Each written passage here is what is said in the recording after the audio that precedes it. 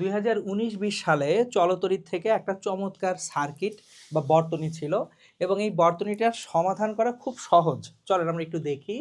চিত্রে প্রদর্শিত বর্তনীতে ভোল্টমিটারের পাঠ কত হবে? এখানে যে ভোল্টমিটারটা সংযুক্ত আছে সেটার পাঠ কত হবে জানতে চাওয়া হয়েছে। ধরো যে ভোল্টমিটারটি যথাযথ পোলারিটিতে সংযুক্ত করা হয়েছে। এই ভোল্টমিটারটা যথাযথ পোলারিটিতে সংযুক্ত করা হয়েছে, এটা ধরে নিতে হবে।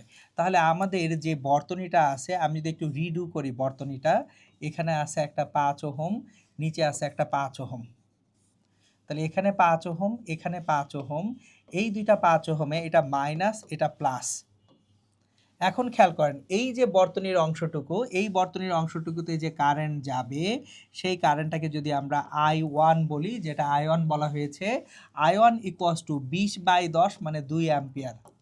তাহলে এইখানে প্লাস মাইনাস 5 দুগুণা 10 ভোল্ট, এখানে তাহলে কত ভোল্ট ব্যয় হবে? এখানে ব্যয়িত হবে 10 ভোল্ট, বিভব পতন হবে। ওকে, ভালো কথা। এরপর আমাদের আছে একটা 5 ভোল্টের কোষ, এরপর আছে একটা মাইনাস প্লাস 5 ভোল্টের কোষ, তারপর এখানে একটা রোধ আছে, এই রোধের মান হচ্ছে 10 ওহম। তারপর ওদিকে আবার যে এখানে একটা 4 ওহমের রোধ আছে, 4 ওহম। তারপর হচ্ছে আমাদের একটা 5 ওহমের রোধ আছে, এখানে 5 ওহম, এবং ওখানে একটা কোষ আছে, এটা plus minus 30 volt, plus minus 30 volt. এখন এখানে দেখেন, এটা হচ্ছে এ বিন্দু, এ বিন্দু থেকে একটা ভোল্টমিটার নিয়ে আমরা সংযুক্ত করব কোথায়? এখানে বি বিন্দুতে। কিন্তু ওখানে ভোল্টমিটারটা সংযুক্ত করার আগে দেখেন, এই যে লুপটা আছে, এই লুপে কারেন্ট যায় এইভাবে। তাহলে এই লুপের কারেন্টটা হচ্ছে I2, এবং I2 ইকুয়ালস টু হচ্ছে 30/9 অ্যাম্পিয়ার। তাহলে এখন আমার এ থেকে বিতে বিভব পতন কত সেটা বের করতে হবে। তার মানে আসলে ভিবি মাইনাস ভিএ করতে হবে। এখন চলেন, বি থেকে এ পর্যন্ত যে ভোল্টেজ সেটাই ভোল্টমিটার দেখাবে। খুবই সহজ ম্যাথ, সহজভাবে চিন্তা করলেই হয়ে যায়। একটু খেয়াল করি, এখানে 4 ওহমের দুই প্রান্তে কারেন্টটা ঢুকতেছে ওই পাশ দিয়ে, এটা প্লাস, এটা মাইনাস। তাহলে এখানে যে ভোল্টেজটা সেটা হচ্ছে 4 × 30/9, 120/9 ভোল্ট। তাহলে এই 4 ওহমের দুই প্রান্তে 120/9 ভোল্ট ব্যয় হয়। এটা 4 ওহমের দুই প্রান্তের ভোল্টেজ।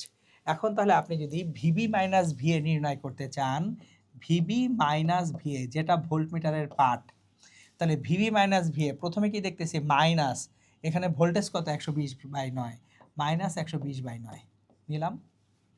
এরপর আসি, এই 10 ওহমের মধ্যে কোনো কারেন্ট যায়? খেয়াল করেন, এখানে কোনো বদ্ধ বর্তনী নাই, তাহলে 10 ওহমে কারেন্ট যাচ্ছে না, তার মানে বিভব পতন 10 ওহমের দুই প্রান্তে 0 ভোল্ট, প্লাস 0 ভোল্ট।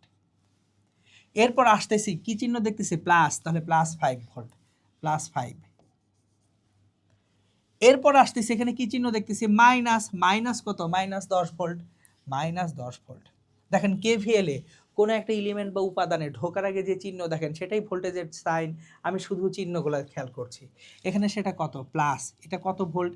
এটা হচ্ছে আমাদের 20 ভোল্ট। যে কোষটা আছে এই কোষটা হচ্ছে এখানে 20 ভোল্ট। কিন্তু আমরা কি চিহ্ন দেখতেছি ঢোকার আগে? প্লাস চিহ্ন দেখতেছি। তাহলে প্লাস 20, কাট শেষ। চলেন দেখি কত হয়। তাহলে 5 মাইনাস 10 প্লাস 20, এটা হচ্ছে 10 5 15, 15 মাইনাস 120 ডিভাইডেড বাই 9। তাহলে 9 10 90, 5 নং 45, 90 আর 45 135, মাইনাস 120 ডিভাইডেড বাই 9। তাহলে 135 থেকে 120 বাদ দিলে কত থাকে? 135 মাইনাস 120, 15/9 ভোল্ট। 3 দিয়ে ভাগ করলে 5/3 ভোল্ট। তাহলে ভোল্টমিটার যে রিডিংটা দেখাবে সেটা সিম্পলি কত? 5/3 ভোল্ট। সো খেয়াল করেন, খুব বেশি জটিল ম্যাথ না। চিত্রটা দেখতে একটু কঠিন লাগে, কিন্তু আপনি এই লুপ আর এই লুপের কারেন্টটা বের করেন, বি থেকে এ পর্যন্ত যে ভোল্টেজ ডিফারেন্সটা আছে সেটা বের করেন, আপনার ভোল্টমিটার রিডিং পেয়ে যাবেন।